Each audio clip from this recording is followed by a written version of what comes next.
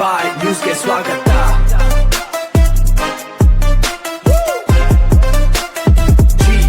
ದ್ವಿಚಕ್ರ ವಾಹನದ ನಡುವೆ ಭೀಕರ ಅಪಘಾತ ಸಂಭವಿಸಿದೆ.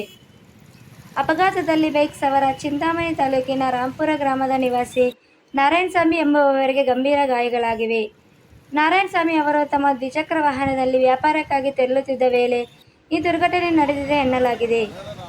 ವೇಗವಾಗಿ ಬಂದ ಬಿಳಿ ಬಣ್ಣದ ಮಾರುತಿ ಸುಜುಕಿ ಎರ್ಟಿಗಾ ಕಾರು ನೋಂದಣಿ ಸಂಖ್ಯೆ KA51AM4120 ನಾರಾಯಣಸ್ವಾಮಿ ಅವರ ಬೈಕಿಗೆ ಜೋರಾಗಿ ಡಿಕ್ಕಿ ಹೊಡೆದಿದೆ. ಡಿಕ್ಕಿಯ ರಭಸಕ್ಕೆ ಕಾರಿನ ಮುಂಭಾಗ ಜಖಂಗೊಂಡಿದ್ದು, ದ್ವಿಚಕ್ರ ವಾಹನವು ರಸ್ತೆಯ ಬದಿಗೆ ಉರುಳಿ ಬಿದ್ದಿದೆ.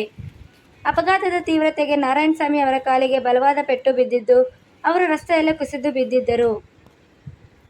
ಅಪಘಾತ ಸಂಭವಿಸುತ್ತಿದ್ದಂತೆ ಸ್ಥಳದಲ್ಲಿ ಜಮಾಯಿಸಿದ ಸಾರ್ವಜನಿಕರು ಹಾಗೂ ವಾಹನ ಸವಾರರು ತಕ್ಷಣವೇ ಗಾಯಾಳುವಿನ ರಕ್ಷಣೆಗೆ ಧಾವಿಸಿದ್ದಾರೆ.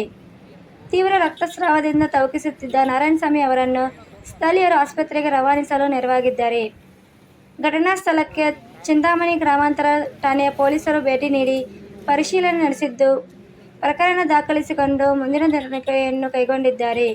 ಚಿಂತಾಮಣಿ ವರದಿ ಸಬ್ಸ್ಕ್ರೈಬ್ ಮಾಡಿ, ಸಪೋರ್ಟ್ ಮಾಡಿ. ನಿರಂತರ ಸುದ್ದಿಗಾಗಿ ಜಿ ನ್ಯೂಸ್ ನೋಡ್ತಾ ಇರಿ.